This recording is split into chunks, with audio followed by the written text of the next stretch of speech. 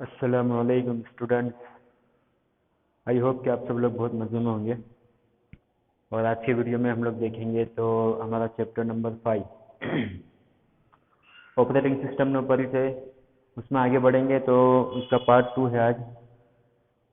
पिछले वीडियो में हमने चैप्टर स्टार्ट किया था, ठीक है। तो पिछले वीडियो में हमने देखा था ऑपरेटिंग सिस्टम क्या होती है, कैसे काम करती है, इसका जो काम होता है सिस्टम के अंदर, कंप्यूटर के अंदर, उसके मेन काम कौन से थे। तो उसकी एक लिस्ट हमने देखे थे, जिसमें नीचे जણાવ્યા પ્રમાણે ઓપરેટિંગ સિસ્ટમના વિવિધ કાર્યો કરે છે। ઓપરેટિંગ સિસ્ટમ कौन से काम करेगा, तो वो नीचे दिए गए। नंबर 1 पे आएगा सामान्य सेवा रूप हार्डवेयर एक्सेस की सगवड़। हार्डवेयर एक्सेस जितने भी प्रोग्राम है कंप्यूटर में, वो सबके लिए वो क्या करेगा, उसकी फैसिलिटी प्रोवाइड करेगा। कोई भी हार्डवेयर, जैसे कि प्रिंटर है हमारा, तो हर प्रोग्राम के लिए वो प्रिंटर को एक प्रिंटर एक्सेस करने की परमिशन देगा। नंबर 2 पे आएगा कॉम्प्यूटर स्रोत, એટલે કે जितने भी हार्डवेयर है, चाहे mouse, keyboard, monitor, CPU, printer, scanner, वो सबको नियंत्रण करेगा, सब पे कंट्रोल करेगा, व्यवस्थित चला हुआ તેમજ देखरेख રાખવી। मतलब जितने भी हार्डवेयर कनेक्ट है कंप्यूटर से, उन सबके ऊपर वो सुपरविजन करेगा, इन सबको देख रेख रखेगा सबके ऊपर कि सब सही से काम कर रहे हैं, कहीं कुछ प्रॉब्लम है नहीं है।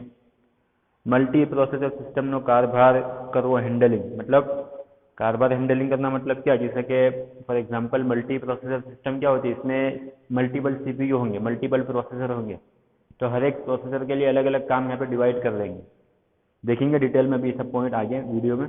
नंबर 4 पे आएगा प्रोग्राम नो अमल चालू करवो અને બંધ કરવો અને मेमोरी एक्सेस નું नियंत्रण करवो। कोई भी प्रोग्राम हो, आपको उसको स्टार्ट करना है, उसको बंद करना है, वो सारी चीज़ें ऑपरेटिंग सिस्टम हैंडल करेगा। एक જ समये अनेक उपयोगकर्ताओं ने सेवा આપવી એટલે सलामती पूरी पाड़ी। अब एक सिस्टम है तो उसमें मल्टीपल यूजर भी एक साथ काम कर सकते हैं, तो उसके लिए कैसे, मतलब हर एक के लिए मेमोरी को अलग से रखना, हर एक के लिए अलग अलग प्रोग्राम को अलग से रखना, वो सारी चीज़ें ऑपरेटिंग सिस्टम हैंडल करेगा। और नंबर 6 पे आएगा अन्य सामान्य सेवाओं पूरी पाड़ी। ठीक है, तो ये 6 पॉइंट है, 1 बाय 1 सबको देखेंगे। तो नंबर 1 पे आएगा सामान्य सेवा रूप हार्डवेरનો उपयोग કરવાની સગવડ, providing hardware access as a common service. अब पहले क्या होता था, जब स्टार्टिंग में कंप्यूटर आए थे, तो एक एग्जांपल दूं मैं कि अगर प्रिंटर है हमारा, ठीक है, तो प्रिंटर जितने भी प्रोग्राम है कंप्यूटर में, उसको अगर प्रिंटर को यूज़ करना है, प्रोग्राम मतलब जैसे कि MS वर्ड है हमारा, वो एक प्रोग्राम है, नोटपैड, वर्डपैड, तो वो सबके अलग अलग प्रोग्राम है, ठीक है। अब जितने भी प्रोग्राम है उन सबको अगर प्रिंटर का यूज़ करना है, तो सबके लिए अलग अलग प्रोग्राम्स होते थे वहाँ पे। हर एक प्रोग्राम के लिए एक छोटा सा कोड होगा जो प्रिंटर को एक्सेस करने की परमिशन होगी। फॉर एग्जांपल इसको ऐसे समझते हैं कि अगर नोटपैड के लिए मुझे प्रिंटर यूज़ करना, नोटपैड डॉक्यूमेंट है, नोटपैड में कोई फाइल ओपन है, उसको प्रिंट करनी है मुझे, तो मुझे उसके लिए एक अलग से कोड इंस्टॉल करना पड़ेगा, ठीक है। फिर वर्डपैड के लिए अगर सेम प्रिंटिंग निकालनी है तो उसके लिए एक अलग कोड होगा। MS एक्सेल के लिए उसके लिए अलग कोड होगा, MS वर्ड के लिए उसके लिए अलग कोड होगा, गूगल क्रोम के लिए उसके लिए अलग कोड होगा, ठीक है। तो जितने भी कोड्स अलग अलग होंगे और जितने प्रोग्राम्स बढ़ते गए उसके लिए उसके साथ साथ कोड भी बढ़ते गए। तो उसका सोल्यूशन कैसे निकाला, तो वो देखेंगे। कॉम्प्यूटिंग टेक्नोलॉजीના શરૂઆતના દિવસોમાં કોઈ ચોક્કસ એકમ, मतलब કોઈ ચોક્કસ હાર્ડવેર, ફોર એક્ઝામ્પલ પ્રિન્ટર, જેમ કે પ્રિન્ટર વગેરેનો ઉપયોગ કરવા માટે દરેક કોમ્પ્યુટર પ્રોગ્રામમાં તે એકમનો ઉપયોગ કરવા માટેની સૂચનાઓના સેટનો સમાવેશ કરવામાં આવતો હતો। मैंने कहा ना, सूचनाओं सेट मतलब एक प्रोग्राम का कोड, प्रोग्राम मतलब कोड जो कि जो प्रिंटर को एक्सेस करने की परमिशन देगा। हर एक प्रोग्राम के लिए वो चीज़ अलग अलग होती थी। MS वर्ड के लिए अलग, MS एक्सेल के लिए अलग, नोटपैड के लिए अलग, ठीक है।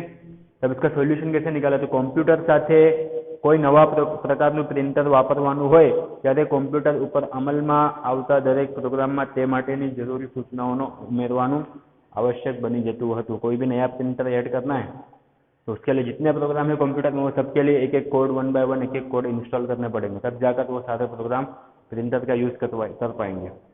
अब इसका सोल्यूशन कैसे निकाला है, तो आवा एकमों की संख्या, मतलब जितने एकम है, चाहे प्रिंटर हो गया, स्कैनर हो गया, सबके लिए, અને એકમનું ઉત્પાદન કરનારની સંખ્યા તેમજ કમ્પ્યુટરમાં વપરાતા પ્રોગ્રામની સંખ્યા અતિશય ઝડપે વધતા આ અભિગમ થોડા સમયમાં અશક્ય बन्યું। मतलब क्या, अब जैसे टाइम निकलता गया, वैसे प्रोग्राम की संख्या भी बढ़ती गई, अलग अलग कंपनी के हार्डवेयर है, मतलब प्रिंटर भी आते गए, और वो सब क्या है, जैसे प्रोग्राम की संख्या बढ़ी वैसे ही सूचना यानी कि जो कोड इंस्टॉल करना उसकी भी संख्या हमारी बढ़ती गई। तो अब ये चीज़ इम्पॉसिबल हो गई समय के साथ साथ, ठीक है। तो आ कारण ऑपरेटिंग सिस्टम हार्डवेयर एकमोना उपयोग જેવી સામાન્ય સેવાઓ આપવાનું ચાલુ કર્યું। तब यहाँ पे सोल्यूशन क्या निकाला इसका ऑपरेटिंग सिस्टम ने, कि कि हर एक के लिए एक कॉमन प्रोग्राम इंस्टॉल कर दिया ऑपरेटिंग सिस्टम के अंदर कि जो हर एक जितने प्रोग्राम है वो सबको प्रिंटर का एक्सेस करने की परमिशन देगा। કોઈ ચોક્કસ એકમને વાપરવા માટેનો પ્રોગ્રામ કોડ એટલે કે સૂચનાઓ એ ઓપરેટિંગ સિસ્ટમનો એક ભાગ બન્યો। ઓપરેટિંગ સિસ્ટમ દરેક પ્રોગ્રામને આ એકમ વાપરવા માટે સામાન્ય સેવાની સગવડ પૂરી પાડે છે। જ્યારે કોઈ નવા એકમ વાપરવા માટે આવે છે ત્યારે તેને વાપરવા માટેની સૂચનાઓ ફક્ત ઓપરેટિંગ સિસ્ટમમાં ઉમેરવામાં આવે છે। क्या लिखा है? पहले क्या करना पड़ता था, हर एक प्रोग्राम के लिए वो सूचना यानी कि जो प्रोग्राम का कोड होता था उसको 1 बाय 1 हर एक प्रोग्राम में इंडिविजुअली इंस्टॉल करना पड़ता था। बट यहाँ पे क्या होगा, ऑपरेटिंग सिस्टम ने क्या किया, एक सिंगल कोड जो ऑपरेटिंग सिस्टम में इंस्टॉल हो गया एक बार, उसके बाद उस हार्डवेयर को मतलब उस प्रिंटर को आप कहीं भी किसी भी प्रोग्राम के लिए आप यूज कर सकते हो।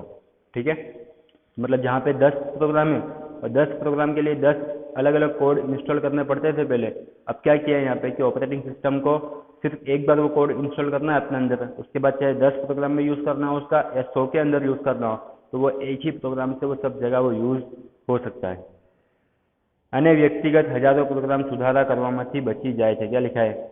हजारों प्रोग्राम में पहले चेंजेस करने पड़ते थे, पहले नए इंस्टॉल करने पड़ते थे, अब उसकी जगह क्या है, ओनली 1 टाइम इंस्टॉल किया आपने, उसके बाद आप कहीं भी कितनी भी बार उसका यूज़ कर सकते हो। नंबर 2 पे आएगा कॉम्प्यूटर स्त्रोतનું નિયંત્રણ વ્યવસ્થિત ચલાવવા અને દેખરેખ રાખવી। Controlling, regulating and supervising resources in the computer.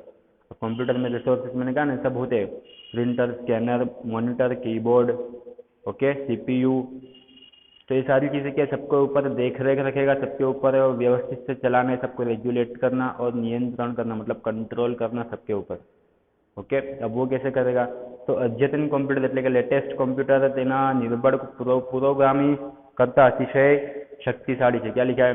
जो लेटेस्ट कंप्यूटर है वो पुराने कंप्यूटर के कंपेयर में बहुत पावरफुल है અને પ્રોસેસિંગ પાવર मतलब उसका परफॉर्मेंस, उसकी मेमरी, मेन मेमरी અને સંગ્રહ શક્તિ मतलब સ્ટોરેજ કેપેસિટી વગેરે જેવી બાબતમાં ખૂબ મોટા પ્રમાણમાં રિસોર્સિસ એટલે કે સ્ત્રોત તેની પાસે છે। पहले क्या होता था, पहले कंप्यूटर में हार्ड डिस्क कितनी आती थी, 20 MB, 25 MB, 50 MB, बट आज के ज़माने में 1 TB की हार्ड डिस्क, 2 TB, 4 TB ऐसी हार्ड डिस्क आ रही और प्रोसेसर भी क्या हो गया एकदम हाई लेवल के हो गए, मतलब एक साथ मल्टीपल प्रोग्राम भी उसमें चला सकते हो। अब ये सारी चीज़ें क्या हो गई, बढ़ गई, तो वैसे ही कंप्यूटर के अंदर रिसोर्सेज जो थे वो सब भी बढ़ गए। तो આના પરિણામે હવે એક જ સમયે ફક્ત એક પ્રોગ્રામ નહીં પણ અનેક પ્રોગ્રામ ચલાવવાની એટલે કે રન કરવાની ક્ષમતા તે ધરાવે છે।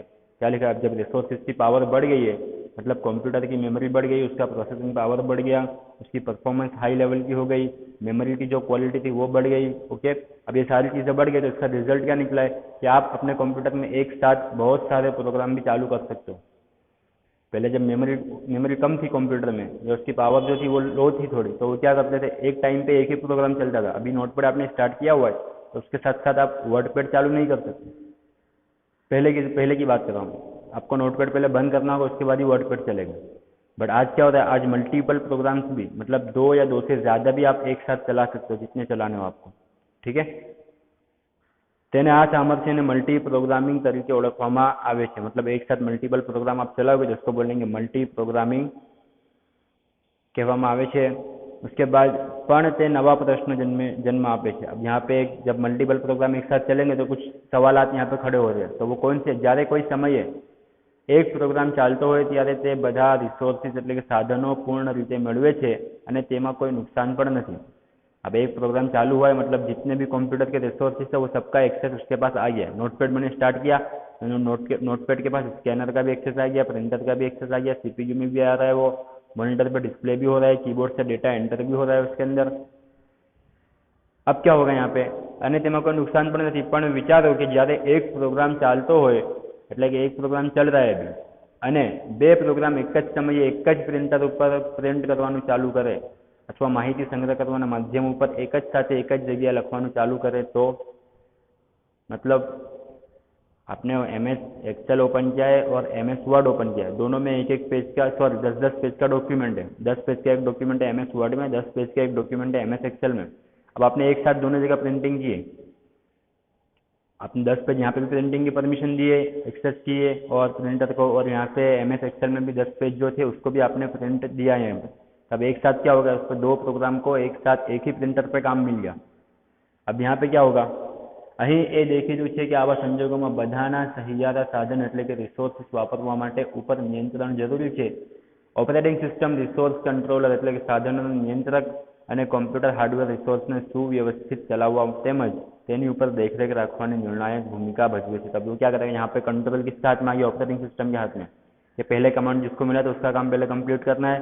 उसके बाद जो मतलब यहाँ पे सिस्टम हैंग नहीं होगा, सिस्टम अटक नहीं जाएगा, सिस्टम काम करेगा बट देखेगा पहले कौन सा काम करना है. पहले ये 10 पेज प्रिंट आउट निकालनी है, उसके बाद ये 10 पेज की भी निकालनी है. तो वो सब काम हैंडलिंग का काम जो हार्डवेयर है हमारे प्रिंटर है, स्कैनर है, तो वो सब चीज़ों को हैंडलिंग करने का काम कौन करेगा, तो वो करेगा ऑपरेटिंग सिस्टम.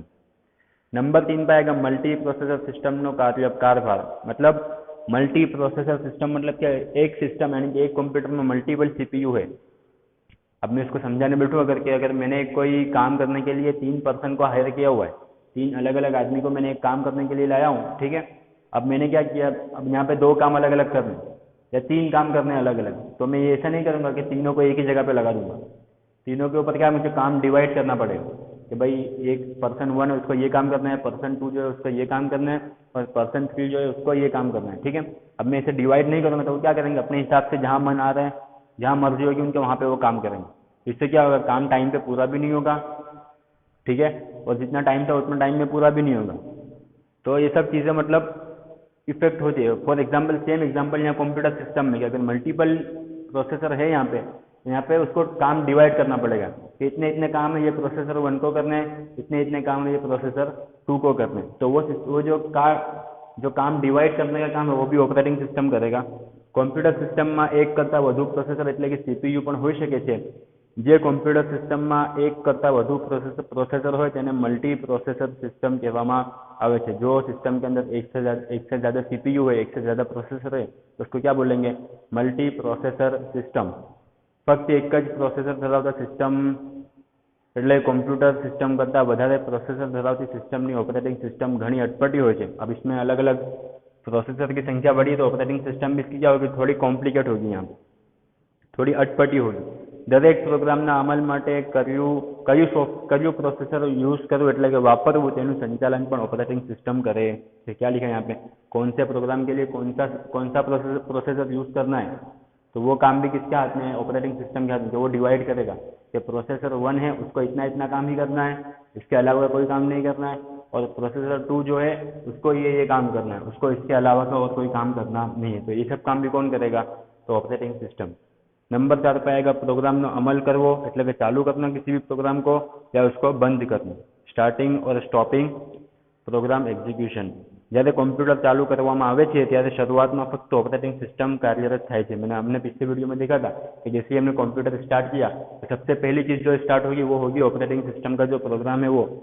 ऑपरेटिंग सिस्टम आखी कंप्यूटर सिस्टमનું સંપૂર્ણ નિયંત્રણ લઈ લે છે. अब पूरा कंप्यूटर का जो कंट्रोल है वो ऑपरेटिंग सिस्टम के हाथ में आ गया. તે એક વિશિષ્ટ પ્રોગ્રામનો અમલ કરે છે જેને શેલ કહેવામાં આવે છે. कंप्यूटर स्टार्ट हुआ, ऑपरेटिंग सिस्टम जैसे ही रन हुई है तो वो शेल को रन करेगा. अब वो शेल क्या है, तो आ शेल कंप्यूटर सिस्टम वापरवा माटेनो यूजर इंटरफेस એટલે કે उपयोगकर्ता सेतु पूरो पाड़े છે. उपयोगकर्ता सेतु मतलब यूजर इंटरफेस मतलब क्या, वो यूजर के कमांड को समझेगा. जैसा कि मैंने कीबोर्ड से एंटर किया ए, तो वो ए समझने के लिए कुछ चीज कंप्यूटर में है तो उसको बोलेंगे हम लोग शेल. ओके. उपयोगकर्ता શું કરવા ઈચ્છે છે તે જાણવાની यूजर इंटरफेस छूट आपे છે. क्या लिखा है यहाँ पे, उपयोगकर्ता जो यूजर जो है उसको करना क्या है वो कौन समझेगा, तो वो शेल समझेगा. उपयोगकर्ता શું કાર્ય કરવા ઈચ્છે છે તે માંગણીનો સ્વીકાર કરે છે. मतलब यूजर से जो काम लेना है, इनपुट लेना है, ठीक है. अब वो इनपुट में क्या है, तो आ मांगनी टाइप कर दो, कमांड भी हो, मतलब कीबोर्ड से कुछ एंटर किया हो सकता है, माउस की कोई क्लिक भी हो सकती है, या तो फिर टच पैनल है अगर हमारे तो टच से जो हमने टच किया हुआ है वो भी हो सकता है.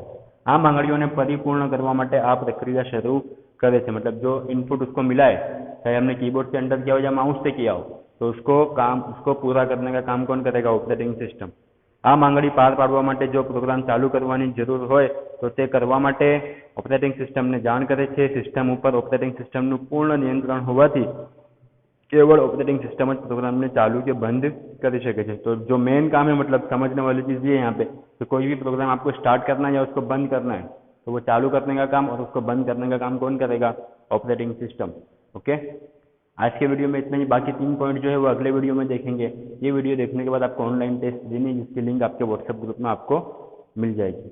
आपको कोई डाउट है इस चैप्टर में, इसके पिछले वाले चैप्टर्स में, तो आप मुझसे कॉन्टेक्ट भी कर सकते हो। ओके, मिलते हैं अगले वीडियो में।